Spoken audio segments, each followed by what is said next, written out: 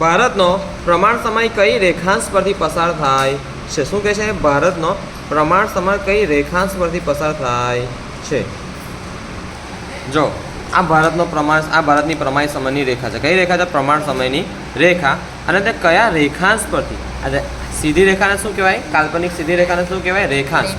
જ્યારે પૃથ્વીના ગોળા પર દોરવામાં આવેલી આડી કાલ્પનિક રેખાઓને શું કહેવાય? આડી કાલ્પનિક રેખાઓને અક્ષાંશ વૃત્ત. શું કહેવાય? અક્ષાંશ વૃત્ત. જ્યારે પૃથ્વીના ગોળા પર દોરવામાં આવેલી ઊભી કાલ્પનિક રેખાને શું કહેવાય? ઊભી કાલ્પનિક રેખાઓને શું કહેવાય? રેખાંશ વૃત્ત. કયું વૃત્ત? રેખાંશ વૃત્ત. અને તેમાંથી દેખો અહીંયા આગળ 82 ડિગ્રી 30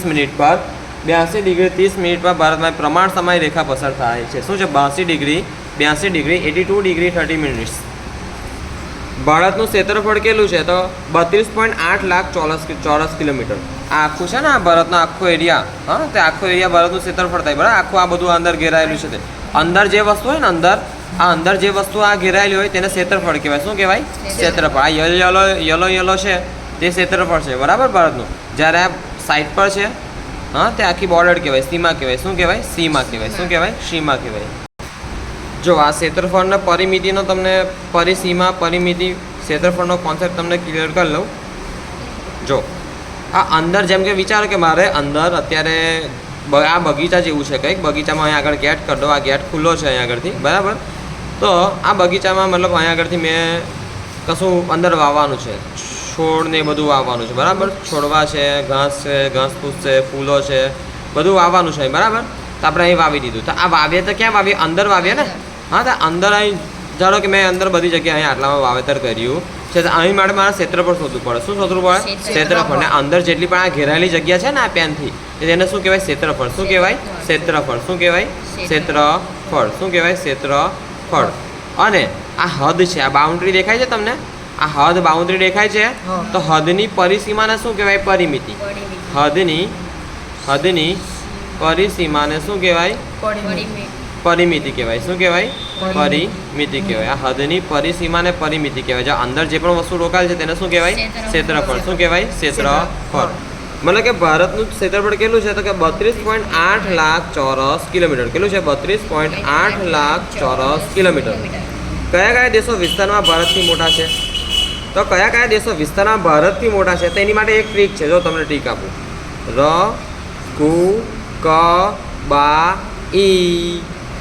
કુકબાઈ. બોલો તો. કુકબાઈ. જો ર પરથી રશિયા, સી પરથી કેનેડા, યુ પરથી USA, સી પરથી ચીન, બી પરથી બ્રાઝિલ, એ પરથી ઓસ્ટ્રેલિયા અને આઈ પરથી ઇન્ડિયા. હે ને? તો આટલા દેશો ભારત કરતાં મોટા છે. ના છેલ્લે આવ્યું ભારત. કયું? રકુકબાઈ. શું ટ્રીક છે? રકુકબાઈ. બોલો તો. રકુકબાઈ. ટ્રીક બોલો તો. રકુકબાઈ. મતલબ કે કયા દેશો વિસ્તારમાં ભારતથી મોટા છે? તો રશિયા, રકુકબાઈ, રશિયા, કેનેડા, USA, ચીન, બ્રાઝિલ, ઓસ્ટ્રેલિયા અને ઇન્ડિયા. હવે ભારતીય દ્વીપકલ્પની આસપાસ કયા સમુદ્ર છે? તો દેખો છોકરાઓ, તમને દ્વીપકલ્પ એટલે શું ખબર ન હોય તો હું તમને જણાવવા છે. દ્વીપકલ્પ એટલે કોઈને ખબર છે? મેં કીધેલું. બોલો ઉત્સવ. જેના 2 ભાગમાં પાણી આવેલું હોય. ના, એ નહીં. ચાલ, 3 ભાગ. જે મતલબ 3 ભાગ તો ના કે 3 સીમા પાણીથી ઘેરાયેલી. કેટલી સીમા? 3 સીમા. જેમ કે આ ભારત છે, આ સાઈડ ભારતનો અહીં પૂર્વનો ભાગ છે, આ ગુજરાતવાળો ભાગ છે. તો દેખો અહીં પણ પાણી છે.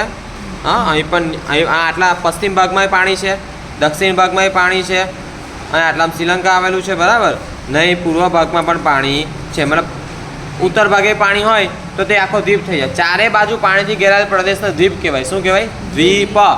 પણ અહીં ફક્ત 3 બાજુથી પાણીથી ઘેરાયેલો જે પણ પ્રદેશ છે, જેમ કે ભારત છે, તો તેને શું કહેવાય? દ્વીપકલ્પ. શું કહેવાય? દ્વીપકલ્પ. મતલબ દ્વીપકલ્પ એટલે શું છોકરાઓ? દ્વીપકલ્પ એટલે શું? દ્વીપકલ્પ જે જમીન વિસ્તારની ત્રણેય બાજુ કોનાથી ઘેરાયેલી હોય? પાણીથી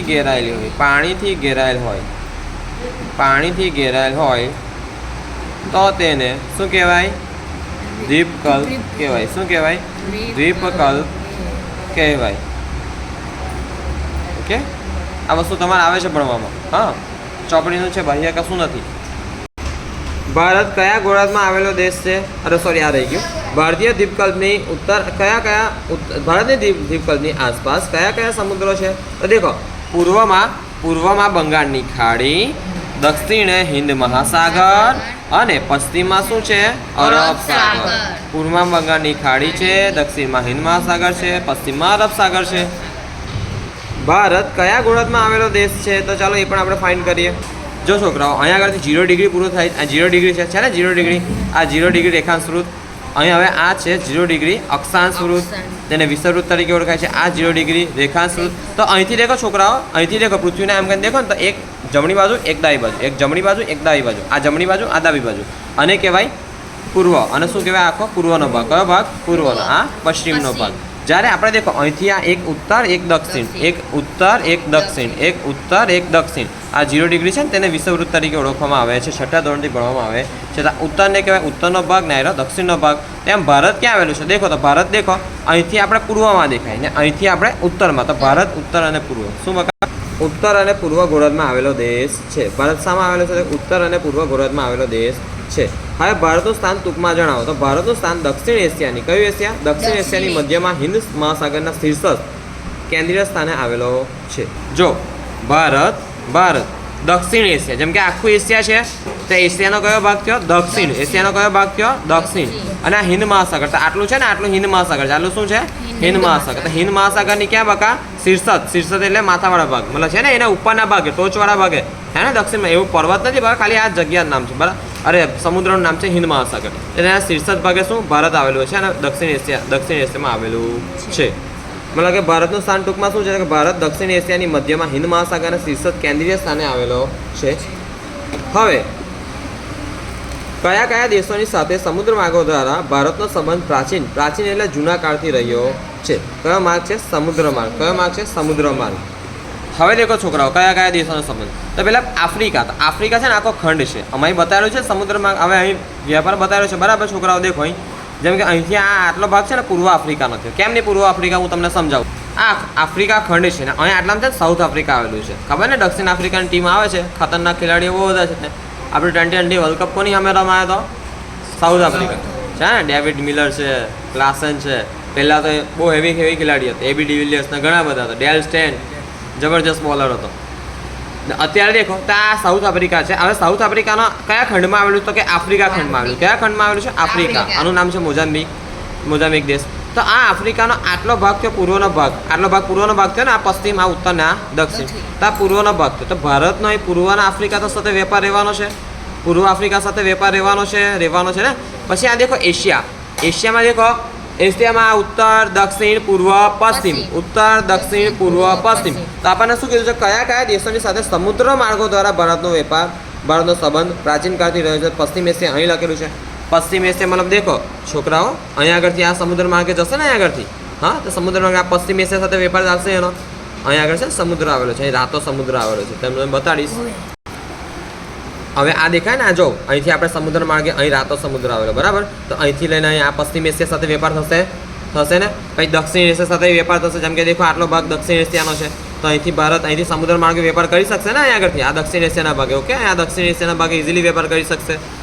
પછી સમુદ્રના માર્ગે પૂર્વ એશિયા, જેમ કે અહીંયા આગળથી જશે, અહીંથી જશે. પછી અહીંથી જઈને આ શું આવ્યું? જાપાન છે, પછી આ ફિલિપિન્સ છે ને. તો અહીં પણ વેપાર કરી શકશે પૂર્વ એશિયાના દેશો સાથે. મતલબ કે એને વેપાર કયા જગ્યા સાથે વેપાર કરી શકશે? તો દેખો, એક તો છે તમને કાનનું કીધું, પશ્ચિમ આફ્રિકા, પશ્ચિમ એશિયા, પશ્ચિમ આફ્રિકા, પશ્ચિમ એશિયા, પછી છે દક્ષિણ એશિયા, પૂર્વ એશિયા છે ને. તો આટલા બધા દેશો સાથે સમુદ્ર માર્ગથી વેપાર કરી શકશે. મતલબ કે આ જ છે કે કયા દેશોની સાથે સમુદ્ર માર્ગો દ્વારા ભારતનો સંબંધ પ્રાચીન એટલે જૂના સમયથી રહ્યો છે? તો કે પૂર્વ આફ્રિકા, પશ્ચિમ એશિયા, દક્ષિણ એશિયા, પૂર્વ આફ્રિકા તે આયર્યું, પૂર્વ આફ્રિકા તે આયર્યું, પશ્ચિમ એશિયા તે આયર્યું, પશ્ચિમ એશિયા, દક્ષિણ એશિયા તો કે આયર્યું, આ દક્ષિણ એશિયા. હા, પછી આપણે દેખવા જઈએ પૂર્વ એશિયા તે આયર્યું, પૂર્વ એશિયા ના દેશોની સાથે સમુદ્ર માર્ગો દ્વારા ભારતનો સંબંધ પ્રાચીન કાળથી રહ્યો છે. આજે સાંજે 1 થી 11 પ્રશ્નોનો તમારા લેખિત ટેસ્ટ રહેશે બરાબર. સવાલો તમે જાતે લખજો અને જવાબ ત્યાં આવીને લખજો. ઓકે, ઘરેથી લખીને આવજો ને ભાઈ, જવાબ ત્યાં આવીને ટ્યુશનમાં આવીને લખજો. ક્લાસ પૂરો.